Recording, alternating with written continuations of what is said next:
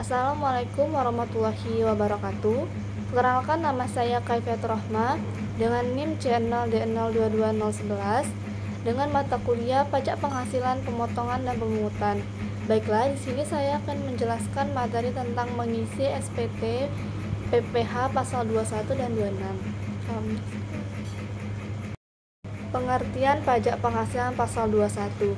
Pajak penghasilan pasal 21 adalah pajak atas penghasilan berupa gaji, upah, honorium, tunjangan, dan pembayaran lain dengan nama dan dalam bentuk apapun sehubungan dengan pekerjaan atau jabatan, jasa, dan kegiatan yang dilakukan oleh orang pribadi.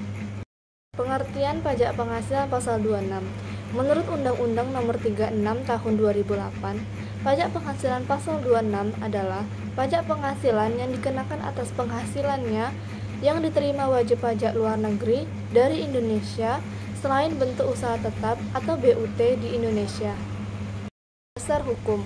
Melalui Peraturan Direktur Jenderal Pajak Nomor PR 14 PJ 2013, pelaporan pajak penghasilan pasal 21 masa menggunakan surat pemberitahuan atau SPT masa PPh 21. Berdasarkan bilet ini, SPT masa pajak penghasilan pasal 21 dalam bentuk elektronik atau e-SPT yang wajib dilaporkan oleh pemotong pajak penghasilan pasal 21 ini, pemotong harus melaporkan SPT 1721 induk saat melaporkan PPh pasal 21. Perbedaan pajak penghasilan pasal 21 dan 26. Jika membahas pajak penghasilan, pasti Anda mendengar pajak penghasilan pasal 21.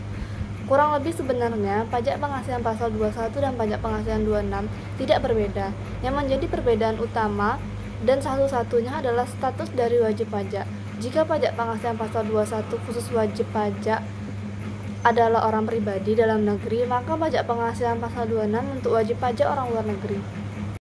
Pelaporan SPT masa pajak penghasilan pasal 21.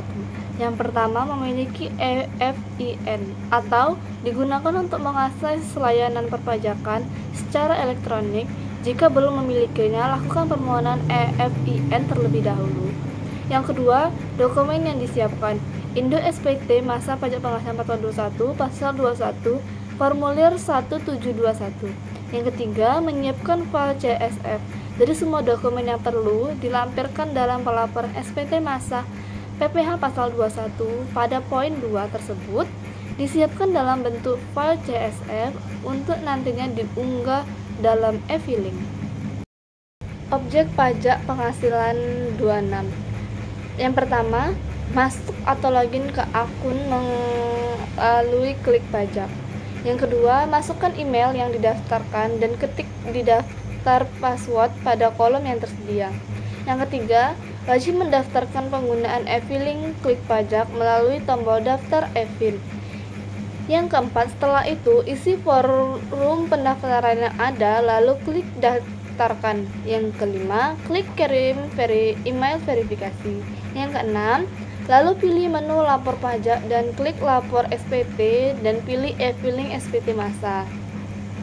Yang ketujuh, dan Anda akan diarahkan ke halaman e-filing SPT masa. Yang ke-8, setelah itu masukkan file CSV pada field yang tersedia. Ke-10, pilih pajak yang ingin Anda laporkan dalam pelaporan SPT Anda, lalu klik lapor pajak terkait. Ke-10, masukkan file lampiran PDF yang ingin turut dilaporkan pada field yang tersedia. Ke-11, klik arsip pajak, lalu pilih pajak sudah lapor. Yang ke-12, tahap terakhir, apabila pelapor SPT berhasil dan telah menerima NTTE, BPE akan dikirimkan ke email yang terdaftar. Menghitung pajak penghasilan pasal 21 atau 26 dari berbagai sumber penghasilan. Bulan Maret nampaknya menjadi salah satu bulan penting bagi aktivitas perpajakan Indonesia. Bahkan sejak reformasi pajak 1983, hal ini dikarenakan tanggal 31 Maret ditandai sebagai batas waktu pelaporan SPT tahunan wajib pajak orang pribadi sesuai dengan ketentuan pasal 3 ayat 2 Undang-Undang KUP. Pemotong pajak penghasilan pasal 21 dan 26. Pajak penghasilan pasal 21 dan 26 merupakan jenis withholding tax yang dilakukan melalui pemotongan oleh pemotong pajak penghasilan pasal 21 dan 26. Meliputi yang pertama ada pemberi kerja, yang kedua ada bendahara atau pemegang kas pemerintah, yang ketiga ada dana pensiun, yang keempat ada orang pribadi yang melakukan kegiatan usaha atau pekerja bebas, yang kelima ada penyelenggara kegiatan, yang keenam ada organisasi internasional. Subjek pajak penghasilan pasal 21 dan 26. Penerima penghasilan yang dipotong pajak penghasilan pasal 21 dan 26 adalah orang pribadi yang merupakan yang pertama ada pegawai, yang kedua penerima uang pesangon, yang ketiga ada bukan pegawai yang menerima atau memperoleh penghasilan sehubungan dengan pemberian jasa. Yang keempat ada anggota dewan komisaris atau dewan pengawas yang tidak merangkap sebagai pegawai tetap dan perusahaan yang sama. Yang kelima ada mantan pegawai, yang keenam ada peserta kegiatan. Pengecualian dalam ketentuan penerimaan pajak penghasilan pasal 21 dan 26. Yang pertama, warga negara asing, pejabat, perwakilan organisasi internasional sebagaimana ketentuan PMK sepanjang tidak menjalankan usaha atau kegiatan atau pekerjaan lain untuk memperoleh penghasilan dari Indonesia. Yang kedua, pejabat perwakilan diplomatik dan konsultan atau pejabat lain dari negara asing dan warga negara asing yang diperbantukan kepada mereka sepanjang tidak menerima atau memperoleh penghasilan lain di luar jabatan atau pekerjaannya tersebut, serta negara yang bersangkutan memberikan perlakuan timbal balik. Sekian dari materi yang saya dapat jelaskan, lebih dan kurang saya mohon maaf. Saya akhiri, wabillahi taufiq wal hidayah.